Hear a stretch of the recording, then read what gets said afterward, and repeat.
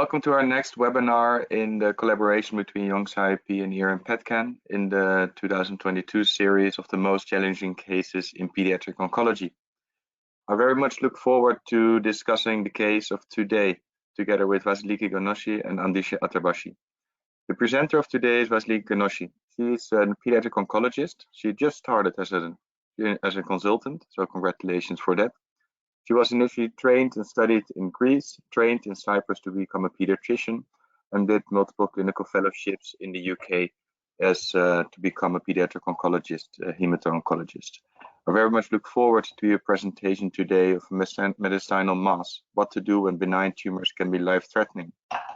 And after the presentation of the case, we will discuss this case together with Andishe Attarbaschi, a familiar face in these webinar series, as he is one of our moderators as well, but also very known as a professor and pediatric oncologist at the St. Anna Children's Hospital in Vienna, Austria. He's been very active in our community of SIOP Europe, one of the board members, and very involved in the educational projects and the chair of the SIOP educational program. Next to that, in pediatric oncology, his main domain is leukemia and lymphoma, and performs much research in that area. I very much look forward to the discussion of this case. And with that, I would like to ask you as a listener to these cases to fill in any questions and reach out for any questions in the discussion so we can comment on that. We very much look forward to this case, and with that, I would like to hand the word to you, Vasiliki. Hi, thank you, Roelof, for the kind presentation. So we are going to discuss about this patient today. Next slide, Martin. So the case is about a 3.5-year-old girl who presented in the emergency department with a 6-month history of slowly progressing cervical lymphadenopathy.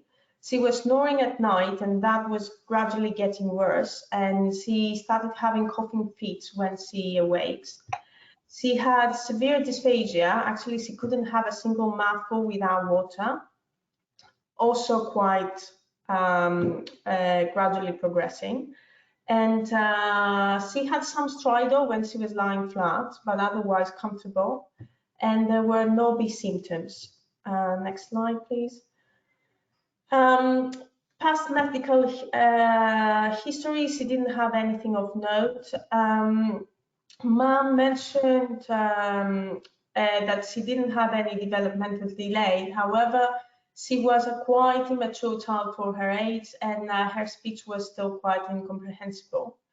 They have moved in the UK from Nigeria just 6 months before the presentation in the emergency department.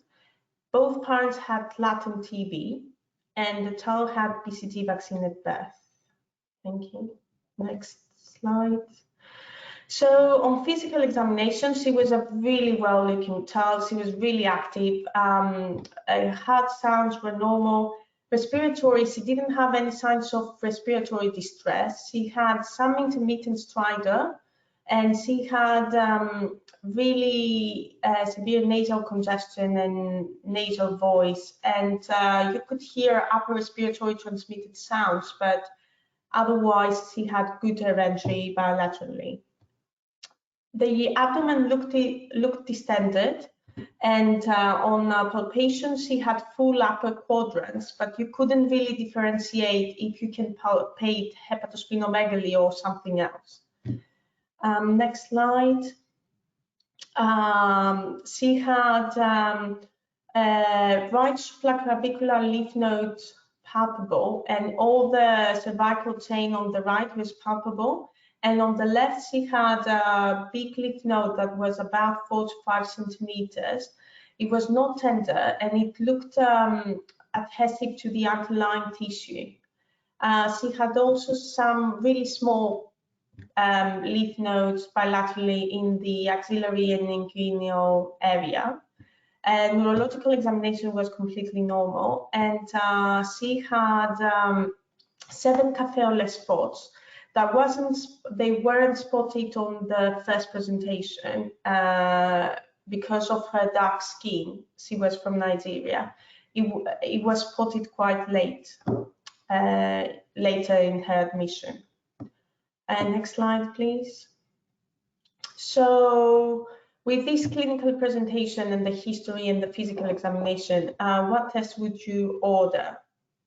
Chest X-ray, full blood count with blood film and hemolysis parameters, test for tuberculosis, ultrasound of lymph nodes, or all the above.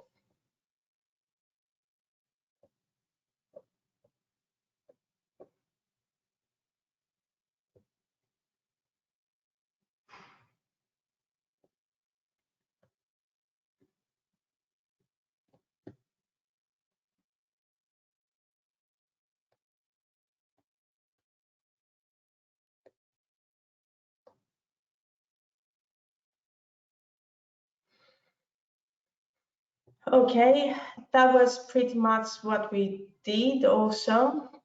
So next slide. So that was the chest X-ray, and you can see that she has a big mediastinal mass in the superior mediastinum that it's expanding mostly on the left, and you can see that blue arrow, the lobulated area on the left. You can see that the cervical area is also quite full, and she had also deviation of the trachea that you can see with the white arrow. And the rest of the lung fields were clear, and she had an incidental painting of scoliosis. Next slide. Unfortunately, we didn't do a lateral chest X-ray at presentation, but she went straight to the CT. So you can see here that she has this superior mediastinal mass. It wasn't really clear on the report if it was mostly anteriorly or posteriorly, mostly because I feel that it was everywhere.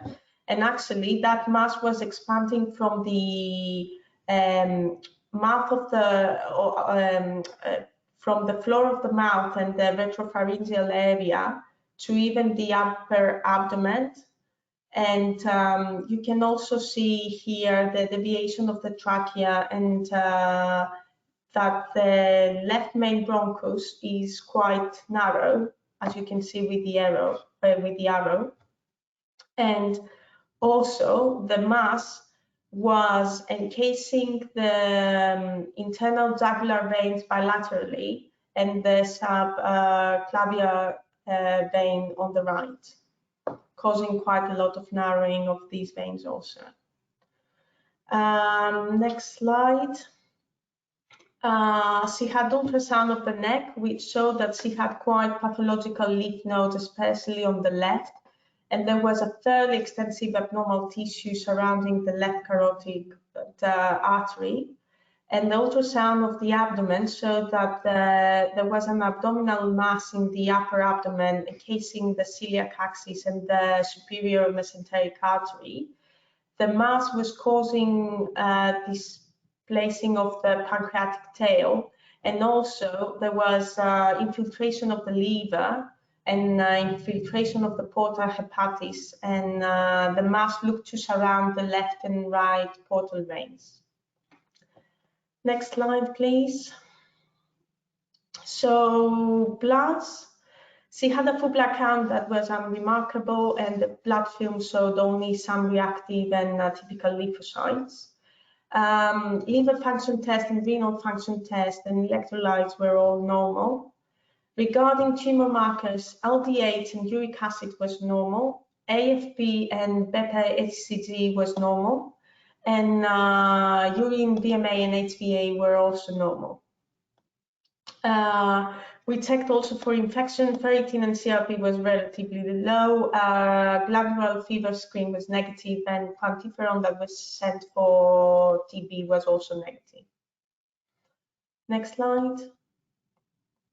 So next steps, what you would do to try to establish a diagnosis: lymph node biopsy, start chemotherapy, or start steroids.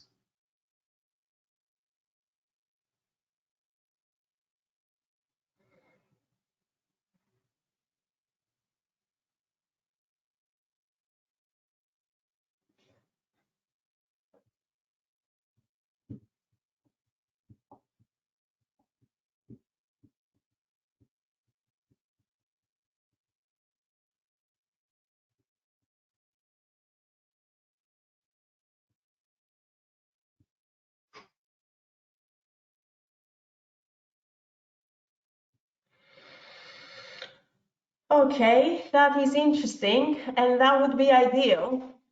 The problem is that the child wasn't fit for anesthesia, and because he was only 3.5 years old, we couldn't do any biopsy under local. So next slide, please. From the imaging, the most likely diagnosis was a lymphoma. So she was started on respiratory and hyperhydration. As I mentioned, she wasn't fit for GA, so we started her on prednisolone 60 milligrams per meter square per day. She didn't have any signs of tumor lysis, so we switched to allopurinol instead of respiratory. Next slide, please. After 1 week of steroids, she had some clinical improvement in the essence that she could eat better. She didn't need water with every mouthful, and the snoring got better. But on imaging, she had really poor response on steroids. At this point, the suspicion of this tumor be plexiform neurofibroma was raised, mostly because we realized that she has all these catheolar spots, and not so because our radiologist found a case report in literature about a child with plexiform neurofibroma who had similar radiological findings. Next slide, please. What you would do next? Biopsy with anesthesia, chemotherapy, or watch and wait?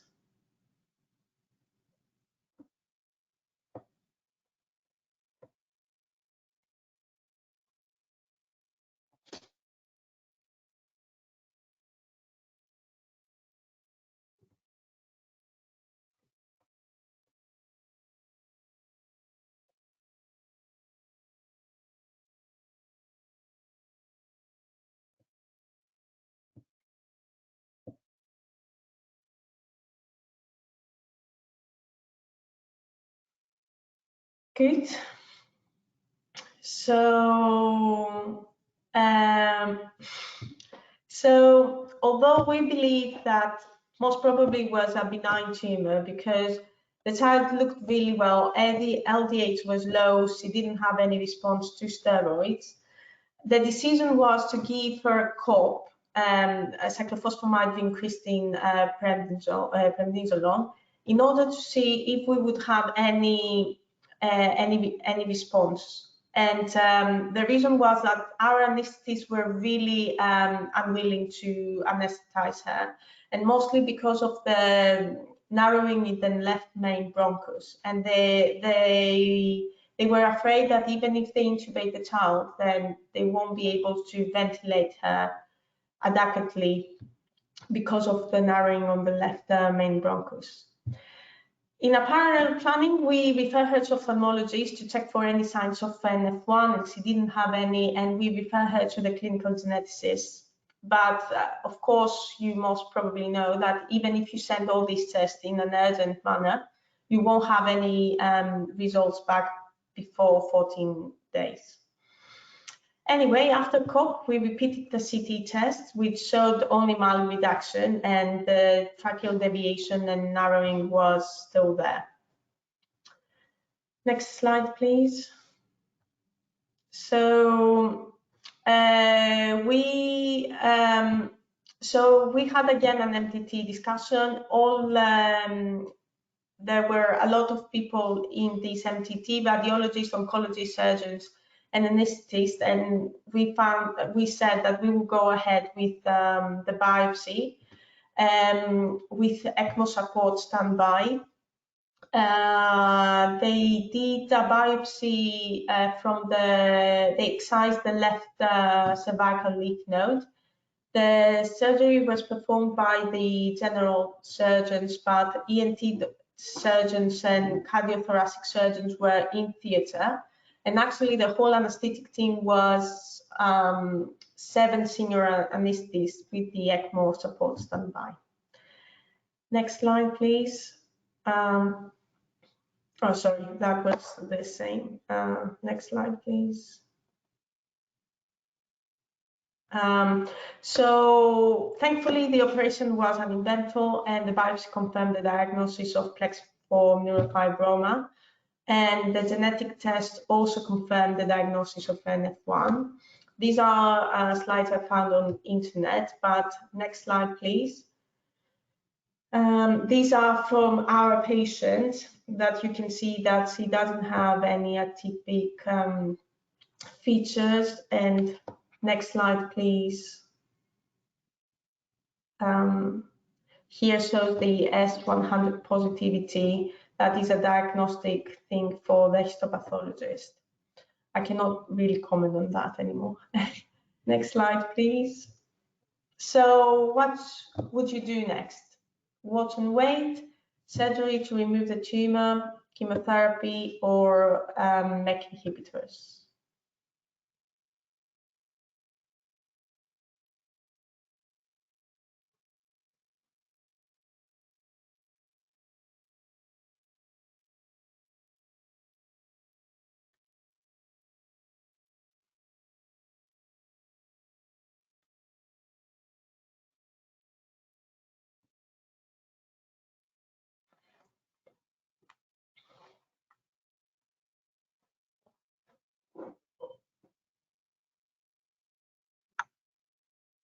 Okay, really interesting. So the tumor is so big that nobody would do a surgery to that, and also the anesthetists wouldn't be happy with a really long operation. So we started her on trametinib. She was started on the smaller dose and then gradually increased as per protocol.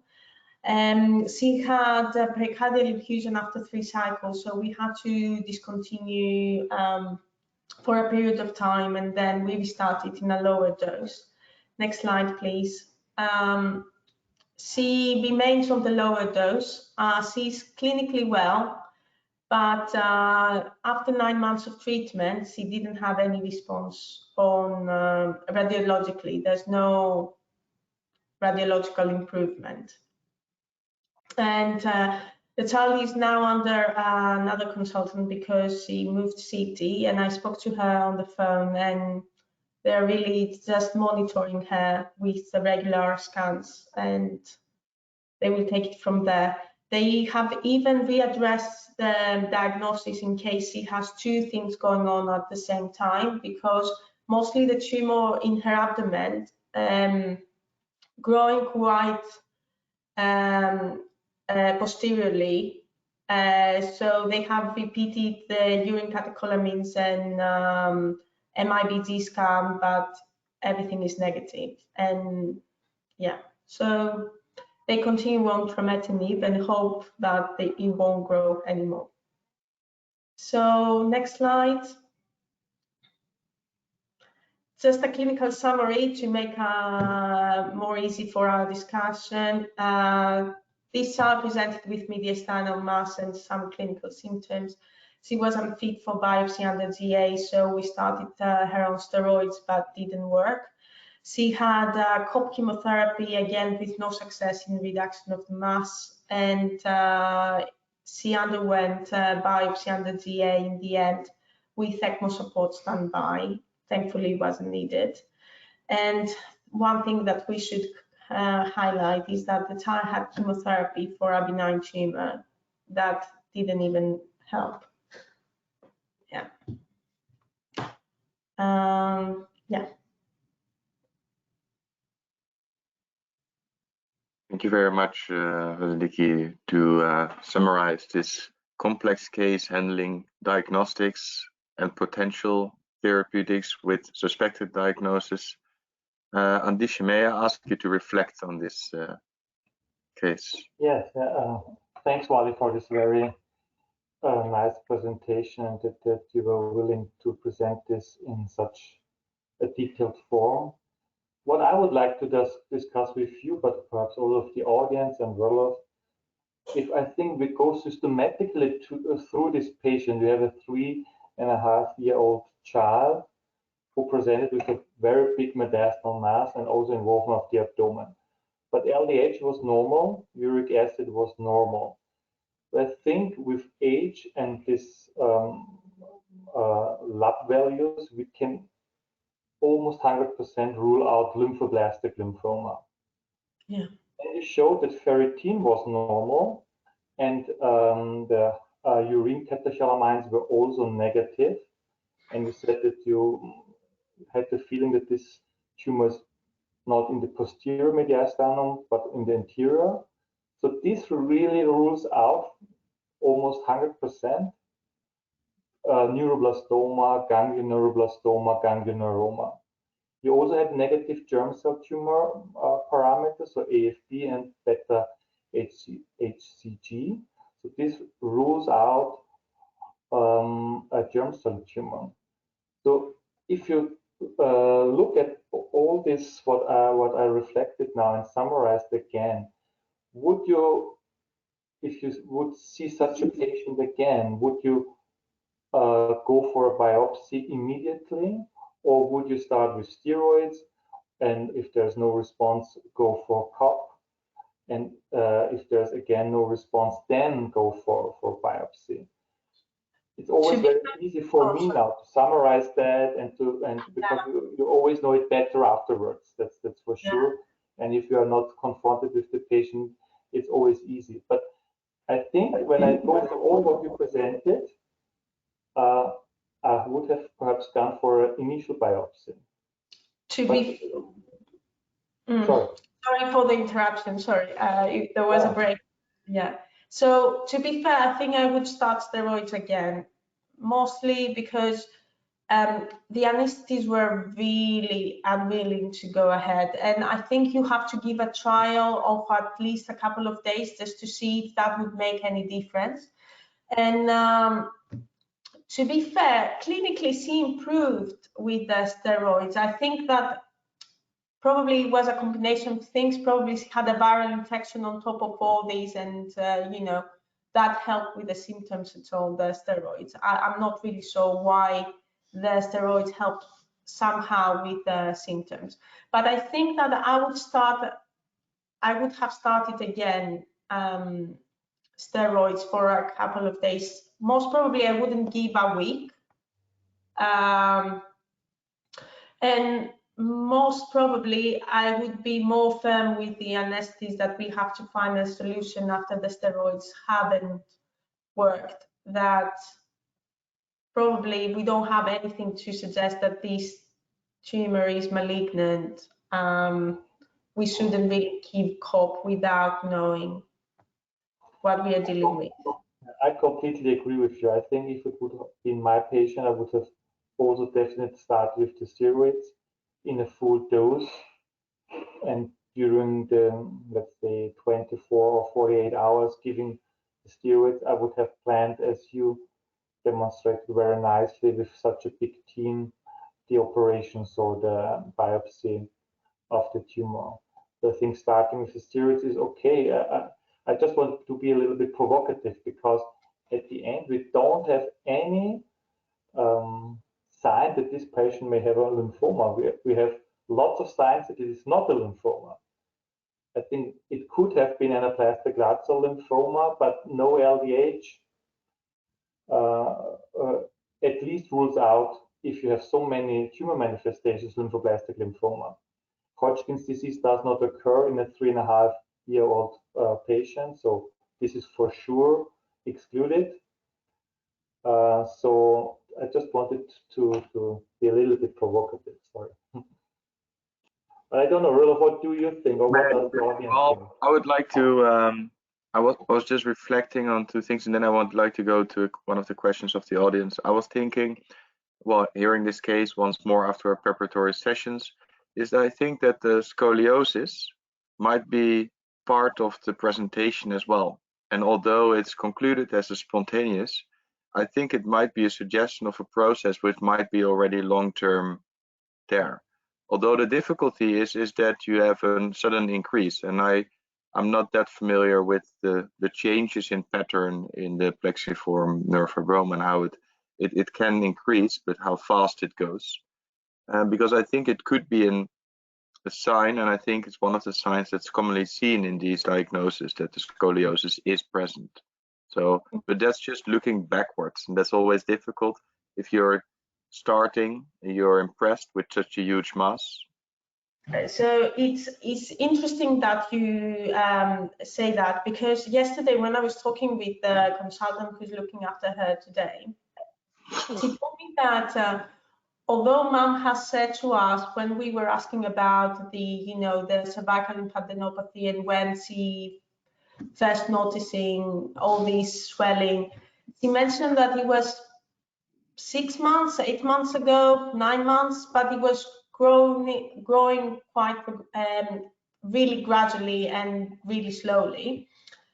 The consultant told me yesterday that Mom mentioned that probably she had this swelling in the neck since birth. So I cannot really, of course, if we knew that something was there since birth and the child is 3.5-year-old, probably it's nothing that can kill her if we don't give her anything within 5 days or 10 days or anything until we organize something. In a yeah, I agree with you. May I indicate that one of the other questions of our colleague is, did you consider selumetinib, as this is the MEK inhibitor most investigated, I think, in this disease? Or was there a choice? So, I discussed that. We had discussion about that, and MEK inhibitors usually they all act the same way, and trametinib has quite encouraging results. So I'm not really sure why we started trametinib instead of selumetinib, but the important thing is that there's no indication in changing. If the one doesn't work, most probably the second one won't work either.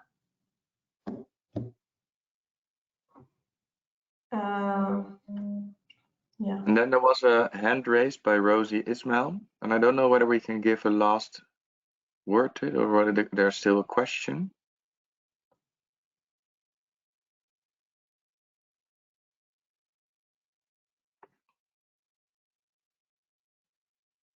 Well, I think there was just one final question, and that was the question whether to consider early puncture biopsy under CT control instead of under general anesthesia. And I think we discussed in this case also that if you give this child any sedation, you're quite triggered of the changes intrathoracally. So I think there was an extensive discussion, and I don't think that CT guided or ultrasound guided. I think there were enough lesions here to be biopsied, but the question was, can we do it safely? And it was not possible for this child to do that without any medication or any anesthesia or sedation. I think that's most important.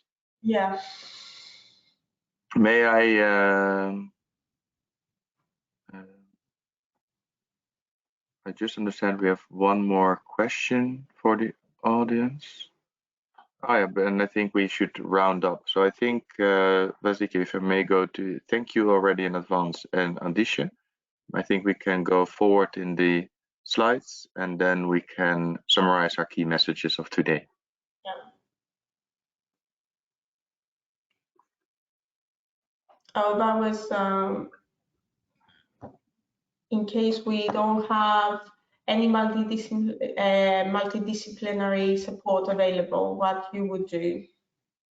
Neuroblastoma block, 4-drug T lymphoblastic lymphoma induction, Hodgkin disease induction, insist on biopsy at your institution, transfer to another institution for MDT suction biopsy.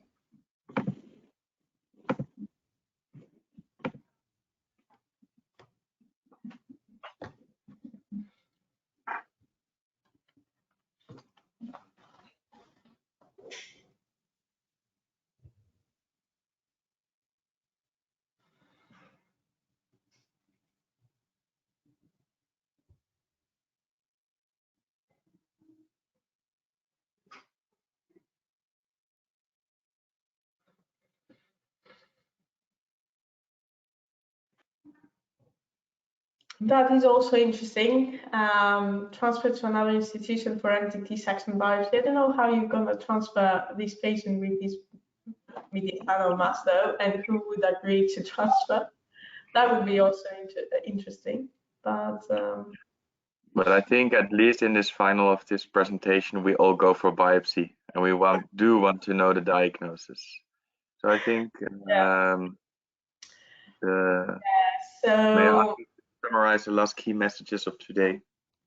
Yeah, so multidisciplinary approach for diagnostically cases. In some cases, you may be able to get the diagnosis from peripheral blood or pleural infusion, something that wouldn't need to get the patient under anesthesia. If you cannot do so, then start steroids. It's the first thing to do, and then if not successful, consider intubation plus minus ECMO support for biopsy. And yeah, otherwise you jeopardize your diagnostic samples and the feasibility to get accurate diagnosis. So I think that's it. Thank you so much. Thank you, Vasiliki, for sharing this case with us today. Challenging case diagnostically. Thank you, Andishe, for reflecting and the expert discussion. And I want to thank all the audience for the contribution and the questions. And I want to point out that next month there will be another case, but we're back in May with a very interesting case with adrenocortical carcinoma with brain metastases. And we very much look forward to seeing you there again. Thank you for today. Thanks so much. Ciao. Have a good evening. Bye-bye.